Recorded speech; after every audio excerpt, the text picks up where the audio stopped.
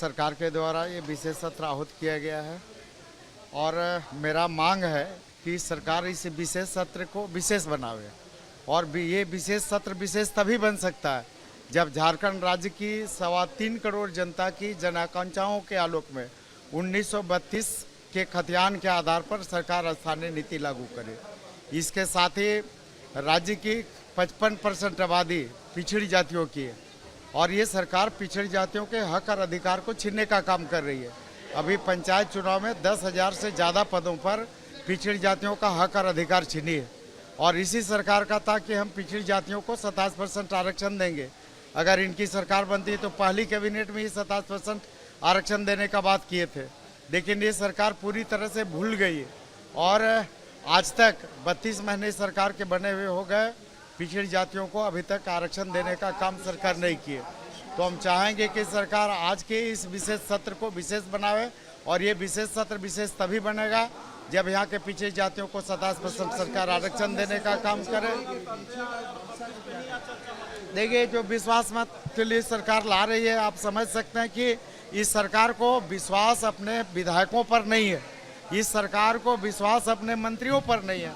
तो मूल रूप से अगर आप देखेंगे तो ये सरकार ये विश्वास मत अपने विधायकों और मंत्रियों के प्रति विश्वास हासिल करने के लिए ला रही है। इनके पास अविश्वास प्रस्ताव, कौन सा अविश्वास प्रस्ताव है कि इनको विश्वास मत लाने की जरूरत थी?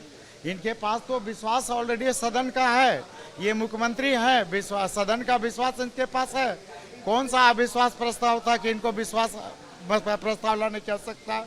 मूल रूप से आप देख ले कि राज्य की जो महत्वपूर्ण मुद्दे हैं 1932 के खतियान के आधार पर स्थानीय नीति देने का, पिछड़ों को 27% आरक्षण देने का, जातीय जनगणना का, झारखंड राज्य की कुर्मी जातियों को अनुसूचित जनजाति में शामिल करने का, इन मुद्दों से भटकाने के लिए सरकार ने ये विशेष सत्र आहूत किया है और ये विश्वास मत ये मूल रूप से ये अपने विधायकों और अपने मंत्रियों के प्रति हासिल करने के लिए सरकार ने ऐसा किया। जो सरकार और सरकार में शामिल लोग हैं, इन लोगों को समझदारी ही नहीं। अब इस सरकार को विश्वास मत हासिल करने के लिए विशेष सत्र के बुलाने का कोई औचित्य समझ में नहीं आता है। इस सरकार के प्रति अविश्वास का कहाँ कोई प्रस्ताव है? जब अविश्वास का कोई प्रस्ताव ही नहीं है तो फिर विश्वास मत लाने का क्या मतलब है?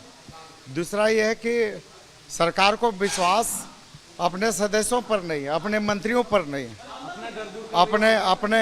अपने विधायकों और अपने मंत्रियों पर ही सरकार को विश्वास नहीं है और अपना डर अपने विधायकों और अपने मंत्रियों का के प्रति विश्वास हासिल करने के लिए जो है ये सरकार विशेष सत्र का आयोजन की है।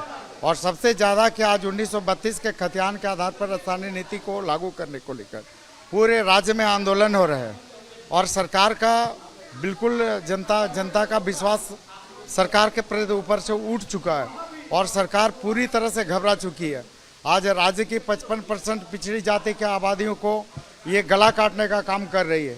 लगभग 10,000 से ज़्यादा पदों पर जो पंचायत में इनको आरक्षण था वो छीन चुकी है और अभी फिर नगर निकाय का चुनाव हो रहा है और इस नगर निकाय के चुनाव में भी पिछड़ी जातियों का हक और अधिकार सरकार मार रही है।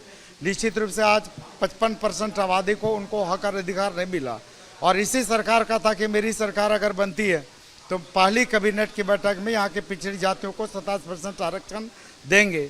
इसी सरकार का घोषणा था कि हम 1932 के खतियान के आधार पर स्थानीय नीति लागू करेंगे और इस सरकार के बने हुए 32 महीने हो गए। सरकार पूरी तरह से भूल चुकी है इन मुद्दों को। 1932 के खतियान के आधार पर स्थानीय नीति देने को लेकर, राज्य की पिछड़ी जातियों को आरक्षण देने को लेकर और सरकार जनता का दिमाग भटकाने के लिए, जनता को दिग्भ्रमित करने के लिए इस तरह के सत्र का आहूत करके झारखंड राज्य की जनता को दिग्भ्रमित करने का काम सरकार करे। सरकार को चाहिए कि 1932 के खतियान के आधार पर